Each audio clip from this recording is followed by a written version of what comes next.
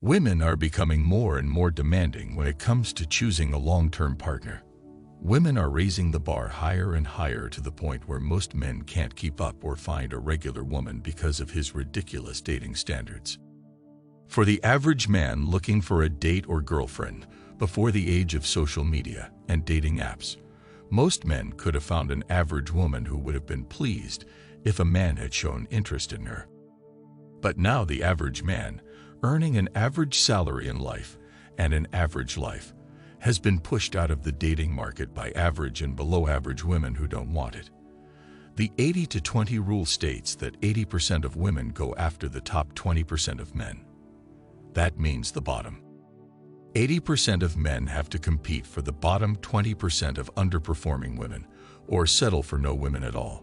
A woman you like, and no matter what you do, you won't get her.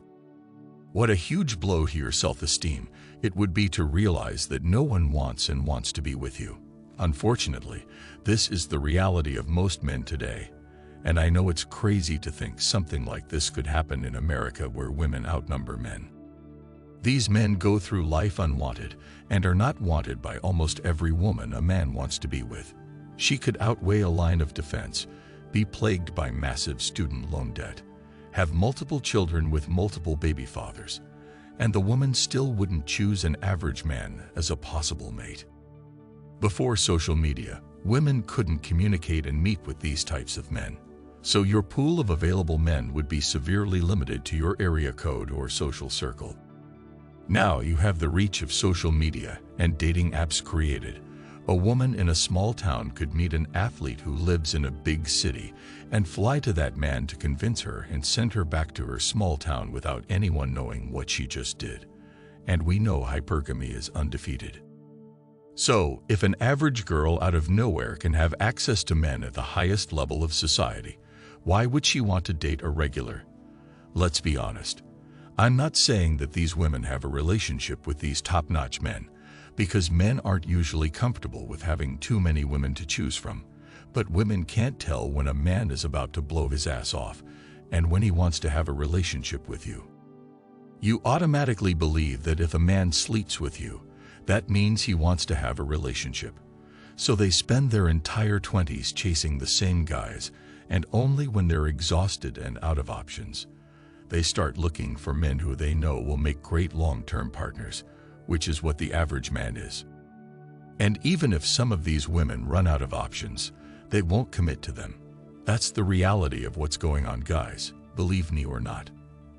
The stats speak for me because in the United States we have a growing tally of single women each year. This statistic does not indicate that it will stop or reverse anytime soon because women are no longer choosing to settle down. To counteract that, some men have decided to move away from relationships entirely to solve, because they become bad deal, leaving a void that cannot be filled in. These men live their lives on their terms. This is why we see so many single women in their 30s and 40s, because they can't find a man to settle down at the tables with. Not only that, given America's dismal marriage and divorce statistics, average men are no longer choosing to settle down and marry the leftover women like they originally thought they would. Men too saw his friends who could put a woman on a date and have a relationship got divorced in the kingdom and got their kids taken away. That's why men weigh the risk against the reward and stop marrying.